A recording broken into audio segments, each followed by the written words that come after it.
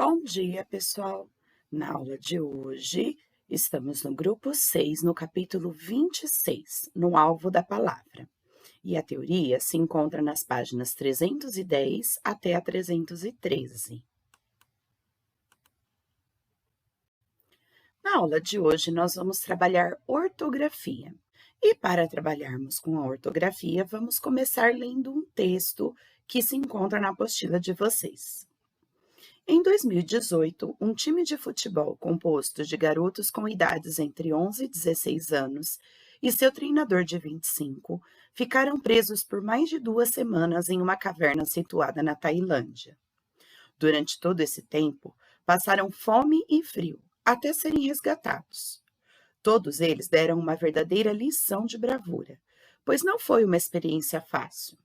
Certamente depois dela, cada um desses garotos modificou-se um pouco, aprendeu um pouco ou um tanto. Este texto trata do que ocorreu após o resgate deles na caverna. Eles puderam contar o que de fato aconteceu. Muitas vezes, informações são transmitidas de maneira distorcida. E quais planos traçaram para o futuro? Durante a leitura, preste atenção não só ao conteúdo do texto, mas à forma como as palavras são escritas. Meninos resgatados na Tailândia falam pela primeira vez com jornalistas. Os meninos do time de futebol Javalis Selvagens finalmente saíram do hospital na quarta-feira de 18 de julho. Vestindo o uniforme do time sempre sorridentes, os jogadores e seu técnico falaram pela primeira vez com jornalistas em uma coletiva de imprensa, também na quarta-feira. Eles foram muito aplaudidos e até jogaram um pouco de futebol antes de começarem a entrevista, quando puderam esclarecer alguns detalhes sobre as mais de 2 semanas que passaram na caverna e a operação de resgate que durou 3 dias. As perguntas feitas durante a coletiva foram enviadas pelos jornalistas com antecedência, para análise e aprovação dos psicólogos. A equipe médica do hospital recomendou que os meninos evitassem dar entrevistas por 1 mês, mas que procurassem voltar às suas vidas normais e à escola o mais rápido possível. Esclarecimentos. Os meninos corrigiram algumas informações durante esse primeiro contato com a imprensa. Uma delas foi de que os meninos não sabiam nadar. Embora uns fossem mais fortes que outros, a maioria dos meninos sabia sim nadar. Outra correção foi a da ordem na qual o time foi resgatado. A primeira informação era de que os mais fortes foram retirados primeiros. Na verdade, o critério usado foi uma escolha dos próprios meninos. Eles queriam que aqueles que moravam mais longe da caverna saíssem primeiro para contarem a todos que o time estava bem. Por fim, eles também disseram que, ao contrário do que se acreditava, eles não levaram nenhum tipo de comida para a caverna. A tentativa de sair. O treinador, Ekrapol Chantawong, de 25 anos, explicou como ele e os garotos ficaram presos na caverna Tan Luang. Ele disse que o plano inicial era um passeio de apenas 1 hora, mas a água foi subindo e eles não tiveram outra opção a não ser entrar cada vez mais na caverna. Ekapol também contou que eles se revezavam para tentar escavar a caverna e sair. O time usava pedras para tentar fazer um túnel, e embora não tenha conseguido, eles chegaram a cavar aproximadamente 4 metros. Os meninos também contaram que passavam o tempo meditando, rezando e jogando damas. A visita ao templo budista. Os 12 jovens, o treinador e seus familiares participaram de uma cerimônia no templo budista Wat Pah That Dai Wao, que fica na província de Shanghai, onde a maioria deles mora. Ainda na visita, eles homenagearam Saman Kunan, o mergulhador da marinha tailandesa que morreu enquanto participava de uma das operações de resgate. Alguns dos jogadores disseram que passaram algum tempo como noviços de monges budistas e que, além do futebol para o futuro, talvez sigam a carreira na marinha tailandesa. Ao longo desse texto, é possível encontrar palavras que, ainda que apresentem sons semelhantes, são escritas somente com S e outras com SS. As que se grafam com M, enquanto outras com N.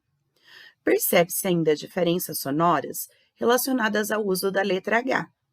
Veja a seguir alguns exemplos disso. Vestindo o uniforme do time e sempre sorridentes.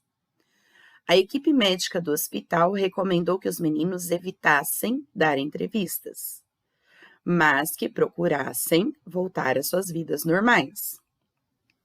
Os meninos corrigiram algumas informações. Na verdade, o critério usado foi uma escolha dos próprios meninos. Eles chegaram a cavar aproximadamente 4 metros. Ele disse que o plano inicial era um passeio de apenas 1 hora.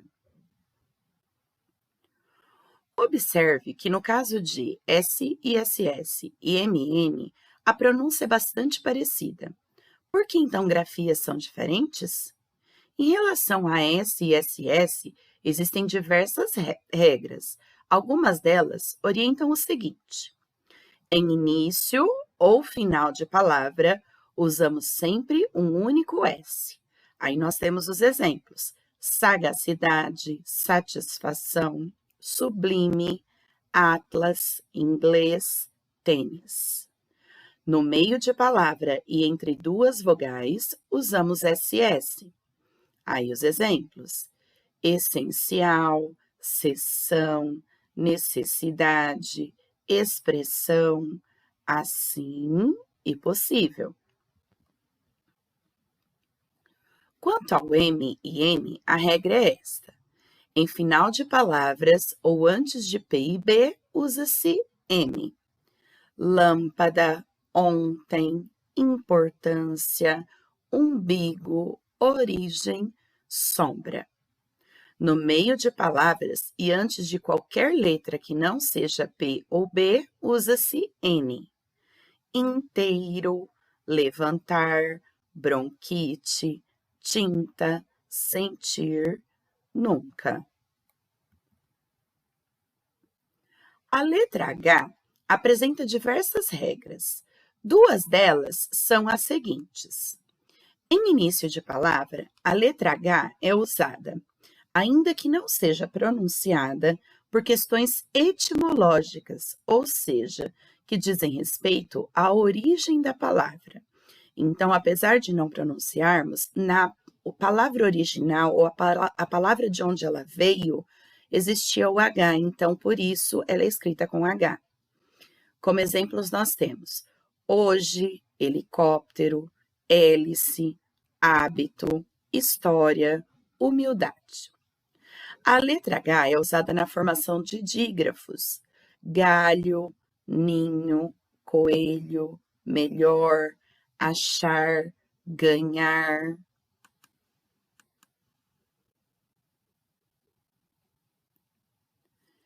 E para nossa aula online, vocês vão realizar os exercícios de 1 a 14, que estão nas páginas 313 até a 317.